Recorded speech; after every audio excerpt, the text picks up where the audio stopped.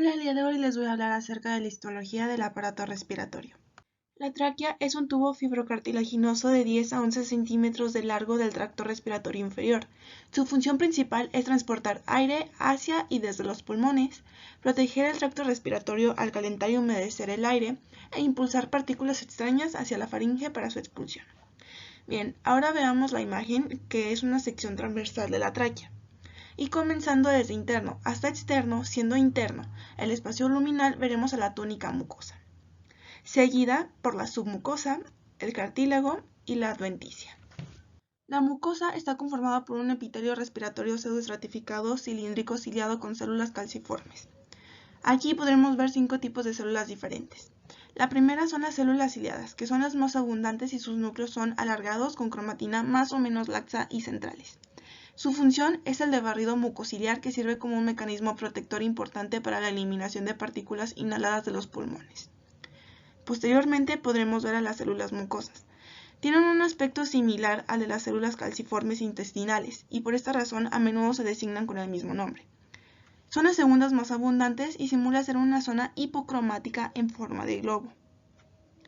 Posteriormente podemos encontrar a las células basales, que tienen núcleos densos y sirven como una población celular de reserva que mantienen el reemplazo de células individuales en el epitelio. También podremos ver células granulares pequeñas, nada más que estas son difíciles de distinguir en el microscopio óptico a menos de que se utilicen técnicas especiales. La función de estas células no se conoce bien y se piensa que participan en los reflejos que regulan el calibre de la vía aérea o los vasos sanguíneos. Por último, podremos encontrar a las células en cepillo. Son consideradas células sensoriales generales quimiorreceptoras. Situado por debajo del epitelio traqueal hay una capa bien definida que recibe el nombre de membrana basal y que aparece con un espesor de 25 a 40 micrómetros. Está formada por fibras de colágeno densamente compactadas.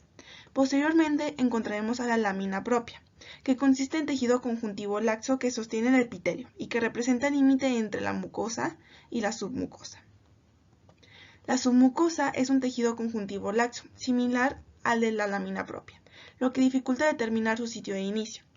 La submucosa está altamente irrigada por vasos sanguíneos y contiene glándulas mixtas, ya sea serosas o mucosas. Los cartílagos traqueales son cerca de 16 a 20 y constituyen una capa de pared traqueal. Mantienen la luz central flexible y permeable, lo que permite el flujo de aire continuo. El pericondrio está formado por dos partes, una externa, que es una zona de tejido conjuntivo denso y regular, que hace la transición hacia una parte interna, donde están las células diferenciadas hacia condroblastos. El músculo traqueal liso abarca los extremos de los cartílagos traqueales y se encarga de controlar el diámetro de la tráquea. La adventicia es la capa más externa y está ubicada fuera de los anillos y el músculo traqueal. Se encuentra compuesta por tejido conectivo laxo que fija la tráquea a las estructuras adyacentes del cuello y el mediastino. La tráquea se ramifica en los bronquios primarios, los cuales conducen el aire a cada uno de los pulmones. La estructura histológica de los bronquios es similar al de la tráquea, pero a medida que se van ramificando va desapareciendo progresivamente el cartílago. Puede considerarse que la pared del bronquio tiene 5 capas. La mucosa, que está compuesta por un epitelio pseudoestratificado, la muscular, que es una capa continua de músculo liso, una submucosa que permanece como tejido conjuntivo laxo y que es posible encontrar glándulas seromucosas, el cartílago y la adventicia. La mucosa está formada por un epitelio que es pseudoestratificado cilíndrico ciliado. Posee 3 tipos principales de células: las células ciliadas, células mucosas que eran un poco hipocromáticas y células basales. Junto a la mucosa encontraremos a la membrana basal y seguida por el músculo liso. Por otro lado, la submucosa permanece como un tejido conjuntivo bastante laxo y en bronquios mayores hay glándulas, así como tejido adiposo. El cartílago son placas cartilaginosas discontinuas que se hacen cada vez más pequeñas conforme se reduce el diámetro bronquial. La adventicia es un tejido conjuntivo de densidad moderada que se continúa con el de las estructuras contiguas como las ramas de la arteria pulmonar y el parénquima pulmonar. Los bronquiolos son segmentos intralobulares que miden 1 milímetro de diámetro o menos. La característica principal es que no presentan cartílago ni glándulas. El bronquiolo terminal es el de mayor calibre y está formado por epitelio cúbico simple. Su estructura es semejante a la de los bronquios, pero tienen una pared más delgada. Los tipos celulares que se encuentran son las células de la clara, que presentan gránulos. Estas se encargan de secretar el factor surfactante. Las células de la clara se encuentran entre las células ciliadas. Es importante mencionar que en ocasiones aparecen células en cepillo y células de gránulos pequeños. El bronquiolo respiratorio es el de menor calibre. Son epitelio cúbico simple y tienen una capa delgada de músculo liso circundante. El epitelio se va interrumpiendo y en esos segmentos se comunica con el epitelio alveolar, permitiendo la hematosis. Un punto importante a tratar es el del parénquima pulmonar. Es el tejido que se encarga directamente del intercambio de gases. Está conformada por los alveolos, los bronquiolos que fueron hablados anteriormente, capilares, conductos y sacos alveolares, junto con células especializadas, estructuras de las que se hablará a continuación. Cada alveolo está rodeado y separado por una red de capilares que ponen la sangre en estrecha proximidad con el aire inhalado en su interior. Los podemos encontrar en estas partes.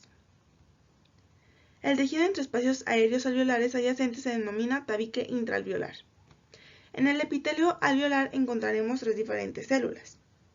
Las células alveolares o neumocitos tipo 1 son células epiteliales escamosas simples y aplanadas. Y en estas se lleva a cabo el intercambio de gases. Los neumocitos tipo 2 son células epiteliales cuboidales en forma de cúpula que se proyectan hacia el lumen. Secretan surfactante que recubre la superficie alveolar y reduce la tensión superficial. En el espacio aéreo del alveolo encontraremos a los macrófagos alveolares, que barren la superficie para eliminar las partículas de polvo, bacterias y otros patógenos. También son conocidas como células de polvo.